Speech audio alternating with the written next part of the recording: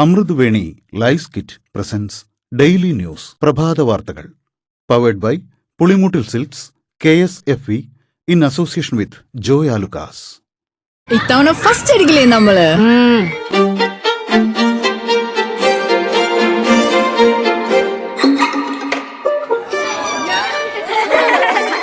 കുട്ടികൾക്കൊക്കെ പെയിൻ ശല്യം ഉണ്ടാകും. അതുകൊണ്ട് ലൈസ് കിറ്റ് ഉപയോഗിച്ച് ക്ലാസ്സിൽ വരാൻ പ്രത്യേകം ശ്രദ്ധിക്കണം. ലൈസ് കിറ്റ് ലൈസ് റിമൂവർ പെയിൻ ശല്യത്തിൽ നിന്നും ഉടനടി ആശ്വാസം. നമസ്കാരം, ഞാൻ ഡെയ്സി ബിജു. ഡെയിലി ന്യൂസിന്റെ പ്രഭാത വാർത്തകളിലേക്ക് സ്വാഗതം. ഇന്ന് ജൂലൈ 25 ശനിയാഴ്ച. നീറ്റ് പരീക്ഷയുടെ നടത്തിപ്പ് ചുമതലയുള്ള NTA-യിലെ 47 ഉദ്യോഗസ്ഥരെ പിരിച്ചുവിട്ടു. വീഴ്ച വരുത്തിയ ഉദ്യോഗസ്ഥർക്കെതിരെ നിയമ നടപടിയും ക്രിമിനൽ നടപടിയും സ്വീകരിക്കും. നീറ്റ് അടക്കമുള്ള ചോദ്യപേപ്പർ ചോർച്ചയുടെ പശ്ചാത്തലത്തിലാണ് നടപടി. രാത്രി 8 മണിക്കാണ് നടപടി വിവരം പുറത്തുവിട്ടത്. പരീക്ഷാ ചോദ്യപേപ്പർ ചോർത്തുന്നവർക്കുള്ള ശിക്ഷ 10 കോടി രൂപ വരെ പിഴയും 10 വർഷം വരെ തടവുമായി വർദ്ധിപ്പിക്കാനുള്ള ബിൽ മന്ത്രിസഭ അംഗീകരിച്ചു. തിങ്കളാഴ്ച ബിൽ ലോക്സഭയിൽ അവതരിപ്പിക്കും. കേസുകളിലെ വിചാരണ 3 മാസത്തിനകം പൂർത്തിയാക്കുമെന്നും ബില്ലിൽ പറയുന്നു. നീറ്റ് പരീക്ഷാ ക്രമക്കേടിന്റെ പശ്ചാത്തലത്തിൽ പരീക്ഷാ സംബന്ധമായ ക്രമക്കേടുകൾ അന്വേഷിക്കുന്നതിനായി ഡൽഹി പോലീസ് പ്രത്യേക കർമ്മസേന രൂപീകരിച്ചു. വിവിധ കേന്ദ്ര ഏജൻസികൾ നടത്തുന്ന പ്രവേശന പരീക്ഷകളിലും റിക്രൂട്ട്മെന്റ് പരീക്ഷകളിലും സുതാര്യത ഉറപ്പാക്കാനാണ് ഈ നീക്കം. കേന്ദ്ര ഗവൺമെന്റിന്റെ കീഴിലുള്ള പ്രധാന ഏജൻസികൾ നടത്തുന്ന പരീക്ഷകളെല്ലാം ഈ കർമ്മസേനയുടെ അന്വേഷണ പരിധിയിൽ വരും. റഷ്യൻ സമുദ്രമേഖലയിലെ കരിങ്കടലിൽ കപ്പലിന് നേരെ ആക്രമണം. ഒരു ഇന്ത്യൻ നാവികൻ കൊല്ലപ്പെട്ടു. MV ഒമോർഫി എന്ന കപ്പലിന് നേരെയാണ് ആക്രമണമുണ്ടായത്. കപ്പലിലെ 10 ജീവനക്കാരിൽ 3 പേർ ഇന്ത്യക്കാരാണ്. ഇതിൽ ഒരാളാണ് കൊല്ലപ്പെട്ടത്. വൈദ്യുതി പ്രതിസന്ധിയിലും തദ്ദേശ സ്ഥാപനങ്ങൾക്കുള്ള ഫണ്ട് വെട്ടിക്കുറച്ചതിലും സമരവുമായി CPM. വൈദ്യുതി പ്രതിസന്ധിക്കെതിരെ 26 വൈകുന്നേരം 7 മെഴുകുതിരി സമരം നടത്തും. എല്ലാ വീടുകളിലും മെഴുകുതിരി തെളിയിക്കുമെന്ന് സംസ്ഥാന സെക്രട്ടറി MV ഗോവിന്ദൻ പറഞ്ഞു. തദ്ദേശ സ്ഥാപനങ്ങളുടെ ഫണ്ട് വെട്ടിക്കുറച്ചതിനെതിരെ 30 LDF ജനപ്രതിനിധികൾ സെക്രട്ടേറിയറ്റ് മാർച്ച് നടത്തും. ഓഗസ്റ്റ് 1, 3 തീയതികളിൽ തദ്ദേശ സ്ഥാപനങ്ങളിലേക്കും മാർച്ച് നടത്തും. CPM-നെ പുതുക്കി പണിയുമെന്ന് സംസ്ഥാന സെക്രട്ടറി MV ഗോവിന്ദൻ. എന്നാൽ താൻ സെക്രട്ടറി സ്ഥാനത്ത് നിന്ന് മാറുന്നത് നിങ്ങളുടെ സ്വപ്നമാണെന്നും അതിനുവേണ്ടിയാണല്ലോ കുറെ കാലമായി പണിയെടുക്കുന്നതെന്നും താൻ ഉൾപ്പെടെ എങ്ങനെ മാറണമെന്ന കാഴ്ചപ്പാട് രൂപപ്പെടുത്തുമെന്നും അദ്ദേഹം മാധ്യമപ്രവർത്തകരോട് പറഞ്ഞു. ഡൽഹിയിൽ വിദ്യാർത്ഥികൾക്ക് നേരെ നടന്ന അക്രമങ്ങളെ അപലപിക്കാൻ ഇന്ന് വൈകുന്നേരം ജില്ലാതലത്തിൽ മെഴുകുതിരി തെളിയിച്ച് പ്രതിഷേധ ജാഥ നടത്താൻ കോൺഗ്രസ് ആഹ്വാനം ചെയ്തു. ശബരിമലയിൽ കണ്ഠരര് രാജീവരുടെ മകൻ ബ്രഹ്മദത്തൻ തന്ത്രിയാകാൻ യോഗ്യനാണെന്ന് ദേവസ്വം ബോർഡ് നിയോഗിച്ച വിദഗ്ധ സമിതി. അക്കീരമൺ കാളിദാസ ഭട്ടതിരിപ്പാട് അടങ്ങുന്ന സമിതിയാണ് ബ്രഹ്മദത്തന് താന്ത്രിക വിദ്യയിൽ പ്രാഗൽഭ്യമുണ്ടെന്ന് വിലയിരുത്തിയത്. ഇന്ന് ചേരുന്ന ബോർഡ് യോഗം അന്തിമ തീരുമാനമെടുക്കും. രക്ഷാപ്രവർത്തന കേസ് അട്ടിമറിയിൽ MR അജിത് കുമാർ അന്വേഷണ ഉദ്യോഗസ്ഥരെ സമ്മർദ്ദം ചെലുത്തി പ്രതികളെ രക്ഷിക്കാൻ ഇടപെട്ടെന്ന കുറ്റപത്രവുമായി സസ്പെൻഷൻ ഉത്തരവ്. ADGPയുടെ ഓഫീസിലുണ്ടായിരുന്ന 2 ഗ്രേഡ് SIമാർ അന്വേഷണത്തിൽ ഇടപെട്ടെന്ന മൊഴികളടക്കം ചേർത്താണ് സസ്പെൻഷൻ ഉത്തരവ്. പ്രതിപക്ഷ നേതാവ് പിണറായി വിജയന്റെ വീട്ടിലെ റെയ്ഡിനു ശേഷം ED ഉദ്യോഗസ്ഥർ മടങ്ങവെ CPM പ്രവർത്തകർ തകർത്ത ടാക്സിക്ക് എൻഫോഴ്സ്മെന്റ് ഡയറക്ടറേറ്റ് നഷ്ടപരിഹാരം നൽകി. CITU അംഗമായ ടാക്സി ഡ്രൈവർക്ക് 1.25 ലക്ഷത്തോളം രൂപയാണ് നൽകിയത്. CPM പണം നൽകുമെന്ന് അറിയിച്ചിരുന്നെങ്കിലും നൽകിയില്ല. കോറോ ഹെൽത്തിലെ കൂട്ടപ്പിരിച്ചുവിടലിൽ പിരിച്ചുവിട്ട ജീവനക്കാർക്ക് 5 മാസത്തെ ശമ്പളം കൂടി നൽകി company. Experience certificate, leaving certificate തുടങ്ങി മറ്റ് രേഖകളും കമ്പനി നൽകും. കാഫിർ സ്ക്രീൻഷോട്ട് കേസിൽ DYFI Vatakara block president Ribesh രാമകൃഷ്ണന്റെ അറസ്റ്റ് രേഖപ്പെടുത്തി. മുൻകൂർ ജാമ്യമുള്ളതിനാൽ ചോദ്യം ചെയ്ത ശേഷം വിട്ടയച്ചു. പോലീസ് കസ്റ്റഡിയിൽ നിന്നും വധശ്രമക്കേസ് പ്രതി ഓടി രക്ഷപ്പെട്ട സംഭവത്തിൽ 4 പോലീസുകാർക്ക് സസ്പെൻഷൻ. വടക്കേക്കാട് സ്റ്റേഷനിലെ CPOമാരായ ബൈജു, സിനീഷ്, പ്രവീൺ, അഖിൽ എന്നിവരെയാണ് സസ്പെൻഡ് ചെയ്തത്. പുന്നയൂർകുളം ചമ്മണൂർ സ്വദേശി മുഹമ്മദ് ഷിഫാനാണ് കൈവിലങ്ങുമായി രക്ഷപ്പെട്ടത്. പേരൂർക്കട മാനസികാരോഗ്യ കേന്ദ്രത്തിലെ അവസ്ഥ ആശങ്കപ്പെടുത്തുന്നതെന്ന് ഹൈക്കോടതി. അടിസ്ഥാന സൌകര്യ വികസനം അനിവാര്യമാണെന്നും 158 ജോലിക്കാർ വേണ്ടിടത്ത് 127 പേർ മാത്രമാണുള്ളതെന്നും കോടതി നിരീക്ഷിച്ചു.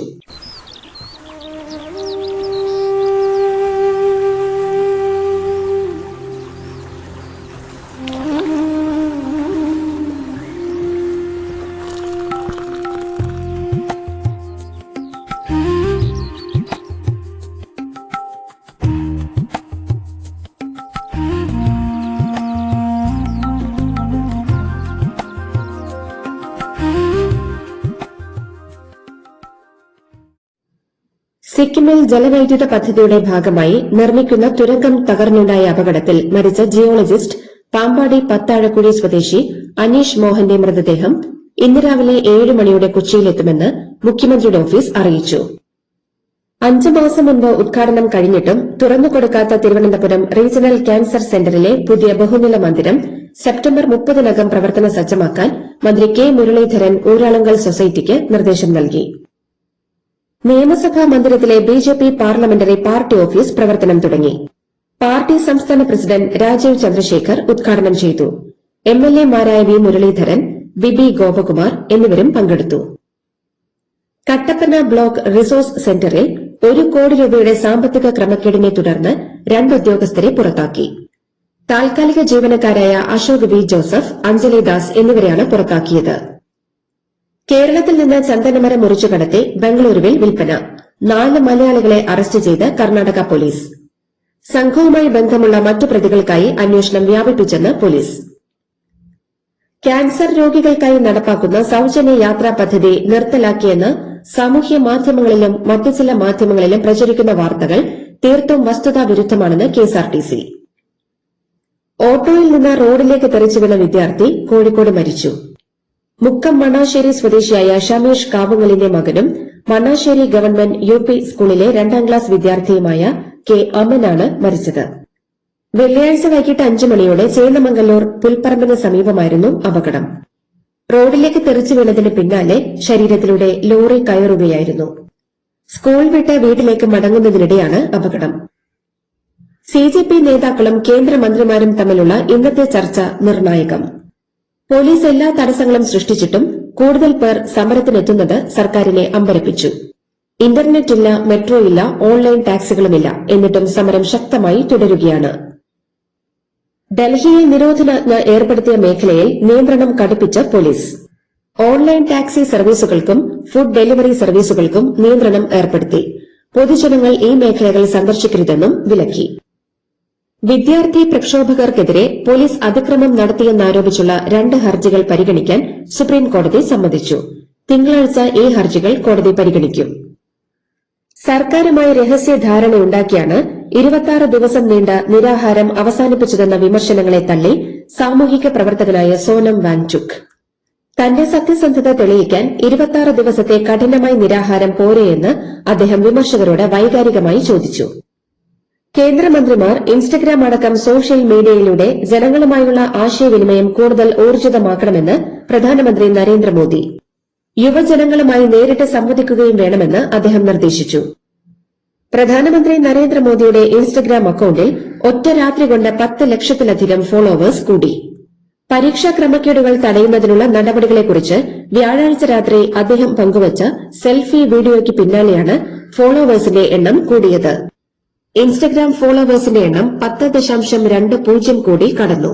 ഇന്നലെ രാത്രി 11:30 വരെ 308 മില്യണിലേറെ പേരാണ് മോഡിയുടെ സെൽഫി വീഡിയോ കണ്ടത്. ഇൻസ്റ്റഗ്രാമിൽ സജീവമാകാൻ മന്ത്രിമാരോട് ക്യാബിനറ്റ് മീറ്റിംഗിൽ ആവശ്യപ്പെട്ട പ്രധാനമന്ത്രി നരേന്ദ്രമോദിയെ പരിഹസിച്ച് കോക്രോച്ച് ജനതാ പാർട്ടി സ്ഥാപകൻ അഭിജിത് ദിപ്കെ. ചോദ്യപേപ്പർ ചോർച്ചയ്ക്കുള്ള പരിഹാരം ഇതാണോ എന്നാണ് സിജെപിയുടെ ചോദ്യം. മുംബൈ ദാദറിൽ നടന്ന വിദ്യാർത്ഥി പ്രക്ഷോഭത്തിനിടെ സിവിൽ ഡ്രസ്സിലുള്ള പോലീസ് ഉദ്യോഗസ്ഥൻ യുവതിയോട് അപമര്യാദയായി പെരുമാറുകയും വലിച്ചിഴയ്ക്കുകയും ചെയ്യുന്ന വീഡിയോ പുറത്തുവന്നത് വൻ പ്രതിഷേധത്തിന് ഇടയാക്കി.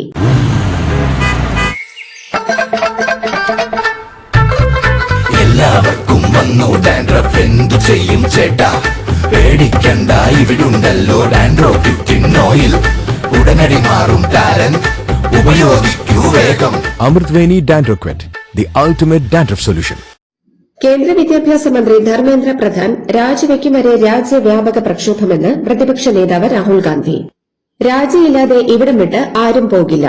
ധർമ്മേന്ദ്ര പ്രധാന്റെ രാജി ചോദിച്ചു വാങ്ങിയില്ലെങ്കിൽ അടുത്ത ഉന്നം പ്രധാനമന്ത്രിയാണെന്നും രാഹുൽ മുന്നറിയിപ്പ് നൽകി. പ്രധാനമന്ത്രി സംസാരിച്ചാലും കുറ്റം, സംസാരിച്ചില്ലെങ്കിലും കുറ്റമെന്ന് കേന്ദ്രമന്ത്രി കിരൺ റിജിജു. കുറ്റപ്പെടുത്താൻ ആർക്കും പറ്റും, പരിഹാരം കാണലാണ് പ്രധാനം. പ്രതിപക്ഷത്തിന് പറയാനുള്ളത് പാർലമെന്റിലെ ചർച്ചയിൽ പറയണം.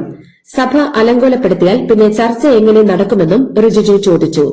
ചോദ്യപേപ്പർ ചോർച്ചയ്ക്കുള്ള ശിക്ഷ കൂട്ടാനുള്ള ബിൽ മന്ത്രിസഭ അംഗീകരിച്ചു.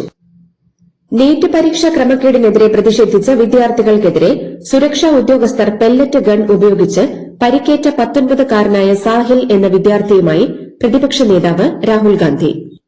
വിദ്യാഭ്യാസ മന്ത്രി ധർമ്മേന്ദ്ര പ്രധാൻ ക്രിമിനലാണെന്നും വിദ്യാഭ്യാസ സമ്പ്രദായം തകർന്നതിന് അദ്ദേഹം രാജിവെക്കണമെന്നും രാഹുൽ ആവശ്യപ്പെട്ടു.